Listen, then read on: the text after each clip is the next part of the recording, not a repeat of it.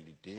Est-ce que c'est vraiment de l'égalité? Est-ce que ça vous choque pas, par exemple, quand beaucoup de chefs d'État africains courent à Paris pour se faire soigner dès qu'il s'agit de leur santé, souvent à la fin de leur vie? Ils veulent pas être à l'hôpital chez eux, hein, ils veulent être à l'hôpital à Paris ou finir leur vie à Paris. Est-ce que ça, c'est pas choquant, par exemple?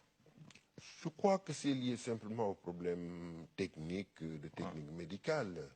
Nous avons souvent, même pas des chefs d'État, nous avons beaucoup de parents qui, dans des cas graves, sont évacués vers la France ou vers d'autres pays.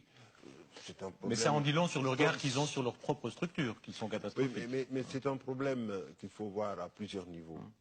Beaucoup de pays de la sous-région évacuent leurs malades sur Dakar. Donc Dakar n'est pas quand même une ancienne métropole de ces pays-là, sur Dakar.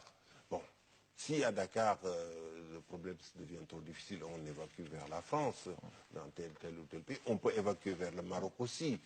Je pense que ce n'est pas lié à ça. Et ce n'est pas une question de classe non plus. Alors quand même, si, il faut de l'argent pour partir. Oui, mais des personnes peuvent aider. Des personnes, moi, il m'est arrivé plusieurs fois, étant président de la République, d'aider des compatriotes à venir se faire soigner en France pour des opérations délicates, aux États-Unis, au Maroc, au Koweït, en Arabie Saoudite. Non. Vous-même, vous habitez en France, vous allez me dire que c'est pour des raisons professionnelles, puisque vous êtes secrétaire de la francophonie. Oui. Ça veut dire, quand vos fonctions prendront fin, vous retournerez au Sénégal? Oui, je suis un citoyen libre aussi. Je peux vivre en France, je peux vivre au Sénégal. Mais je vous pose la question, vous voyez pourquoi? Senghor, sauf erreur, lui, était resté en France.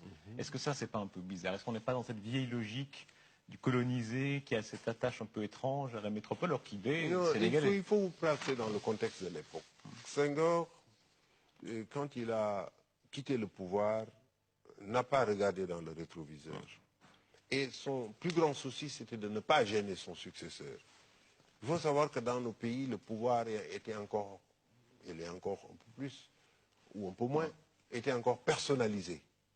Et Senghor, sa hantise, c'était de rester au Sénégal et de gêner son successeur. Et j'ai eu le même réflexe, moi aussi.